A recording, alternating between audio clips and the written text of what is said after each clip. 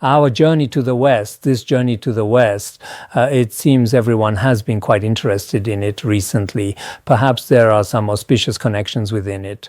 No matter what, the teachings of His Holiness in the latter part are still very important. The other Khenpo and I requested the tulku that I might want to teach some of the teachings within it this year. For those who haven't received the empowerment, it's not very convenient, so let's see if we can complete it this time. This time, those who have received the empowerment will find it more convenient to receive or study the latter parts. Everyone this year should be quite satisfied in terms of receiving teachings. Our journey to the West is divided into 10 stations. Now, the first station is Hawaii. Hawaii, in English, it's on my photo, it should be now beside the seaside there. Actually, when you get there, it's still very large. We already mentioned earlier that we took a 7-hour flight. Finally, we arrived in Hawaii. It should have been a flight from Tokyo. At that time, we were Hawaii in America. Actually, this section is called The Storm Caused by Tsampa. Hawaii is a very charming island. There, many famous people like to go on vacation. In the past, historically, there were especially many, including actors, political figures, entrepreneurs, including now Obama, former President Obama. He also has a house there. At that time, when he went there, they said something about taxpayer money. They also started criticizing him. Anyway, now as well, Hawaii is like paradise, especially many people go there. After arriving there, the feeling was indeed quite good because we had heard before that there were lush sandalwood forests there. Sandalwood generally only exists in southern India, but there indeed sandalwood forests exist there. There are also beautiful red coral reefs, silver white beaches, and azure blue seas. Indeed, like in India, peacocks dancing gracefully, including especially gentle sea breezes and so on, making people feel especially refreshed and very pleasant. But looking at the map on the plane, when I went there, there was a map of America with Chinese labels and a world map, because it's not like nowadays, wherever you go, you can use translation software to click, or you can search online, including now on planes too, on international flights. Basically, there's Wi-Fi. If you pay a little money, you can go online on the plane. So now many people, after boarding the plane, just look at their computers. There's nothing. Before, when boarding a plane, you needed airplane mode, but now on many international flights, airplane mode is not required either. You can just directly connect to Wi-Fi. At that time, there wasn't this, so we always held this, including when we went back and forth to Chandu. We also often took a big map when arriving at a city, the map of that city. Now, talking about these things, you young people might think it's impossible, but indeed in our lives there were such things. Then looking at the map, Hawaii actually is very small, just like an especially small insect landing in the vast ocean. Take a look. I marked the entire island of Hawaii on a large map. You can't see it at all. Over there is just a little grayish white thing. At this moment, it seemed to give a feeling of loneliness or fear arriving in this ocean, because flying from Japan several hours, then flying from here to the furthest edge, like to San Francisco, also takes 5 or 6 hours. So continuously flying over the ocean like this, there's still a different feeling, including when going to New Zealand and Australia. There's also this feeling when you're there, if you can't see the edge, it feels okay. With mountains and water, it's okay. Then when going to the seaside, looking at the map, you feel like, how can this be? Especially for those of us who never saw the ocean when we were young, at most saw some small lakes. When arriving beside the ocean, there's a sense of fear. This was arriving in Hawaii.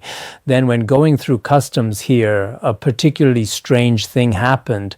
The tsampa we brought was discovered by police dogs. Because tsampa is white powder, actually, when we went to India, we had especially many bags of tsampa. But here it was just one large bag. But this was discovered by them. Then they thought this white powder to the customs officers, they thought this must be drugs. Then they regarded us as drug trafficking, smuggling gang. They thought the matter was very serious. They called many, many police officers. Then we explained for a long time. They still didn't believe us. Later, they required us to eat the tsampa in front of them. When eating, it's easy to get it all over your face, but finally they believed us.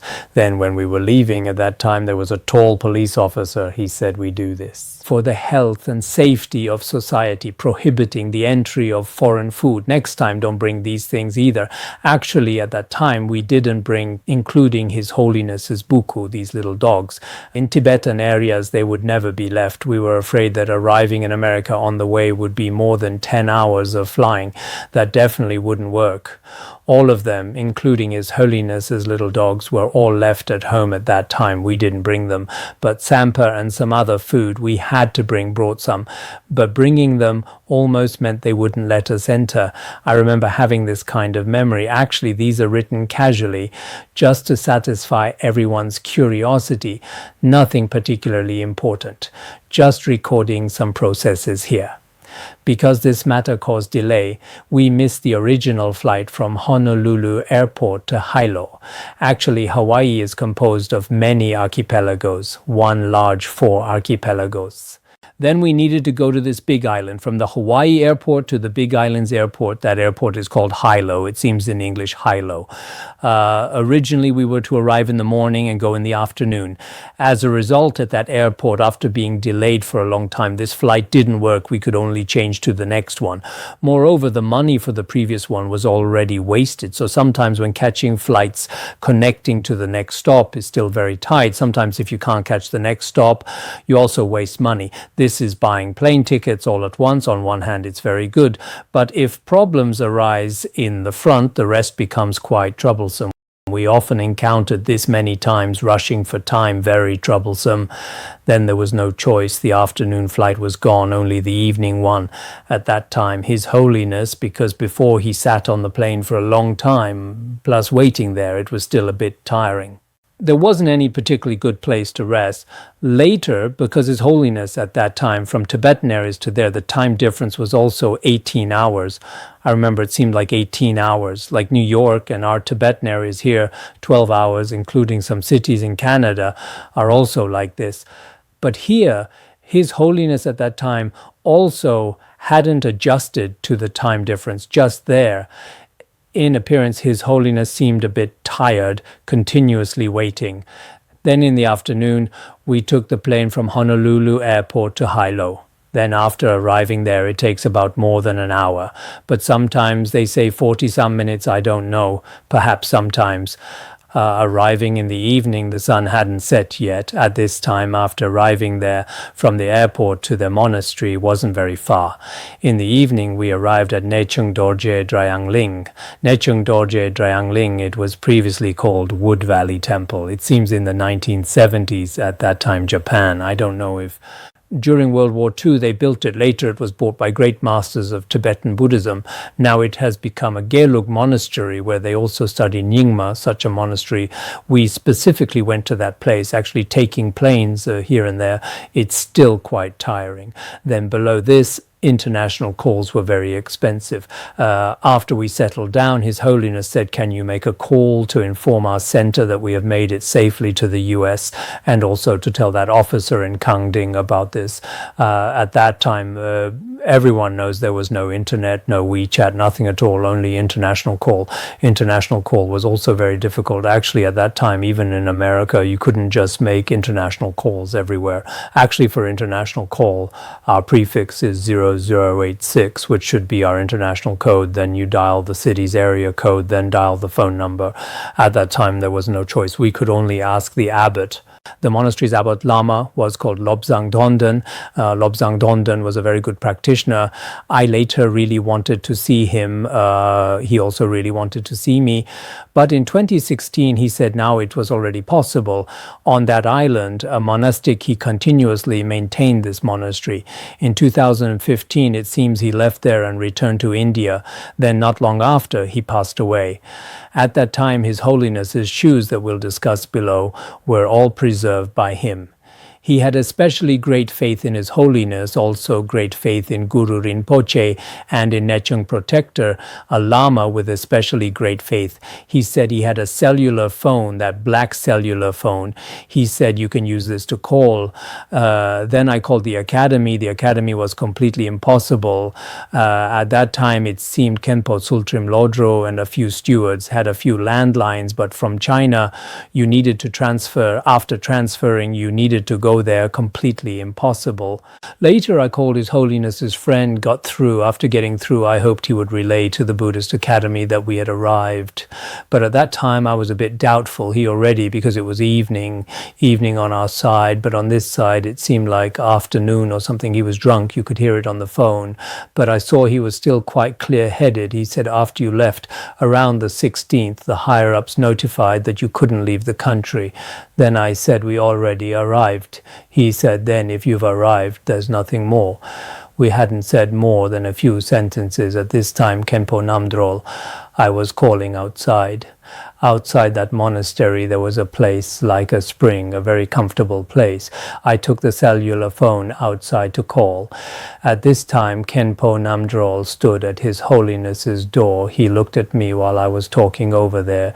Khenpo Namdrol, sometimes he was quite that way. In appearance, he was quite strict. We were all quite afraid of him. He said, hey, stop calling. Long-distance calls are so expensive. What are you doing? I hadn't said more than a few words, so I just told him that's it. Anyway, what needed to be said was said. Whether he would relay it or not later, it seemed he indeed relayed it to Serta County. Then Serta County relayed it to our Buddhist Academy. They knew very early that we had already arrived there.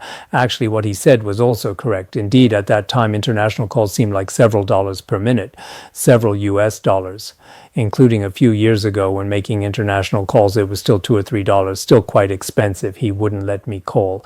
The next day, in the morning when the sun had just risen, His Holiness wanted to call that leader. Then I borrowed that Lama's phone. Then His Holiness was inside. His Holiness seemed to talk to him for a slightly longer time, but at that time, Khenpo Namdrol looked at His Holiness several times, but he didn't dare remind His Holiness. I thought on the side, you were so fierce to me last night. If you have the ability, tell His Holiness too. But he continuously, I also indicated to him, His Holiness kept calling for such a long time, but he continuously didn't dare say anything. Anyway, I still remember it very clearly now. At that time, that day, His Holiness's main English translator in America, one called Sangye Khandro, she's still around, an American in her 70s. Her Tibetan is very good.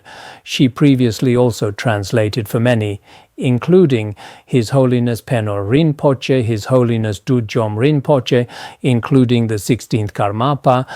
She translated for many people later, like Yanthang Rinpoche and many great masters, including now when Khenpo Namdrol goes to America and France and many places to teach, she comes to translate. She completely uses very fluent Tibetan and can communicate with others. She also flew from, should be California, flew from there. The translator also came. Then we should be in America for the real teachings by His Holiness, which could now begin. So tomorrow can be the first teaching. All right, that's all for today.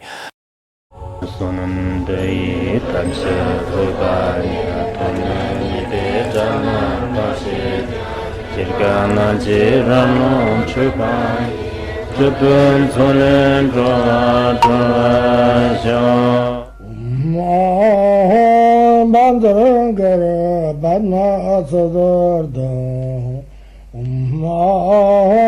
Bandharangara Badna Sodargye Bandharangara Badna Sodargye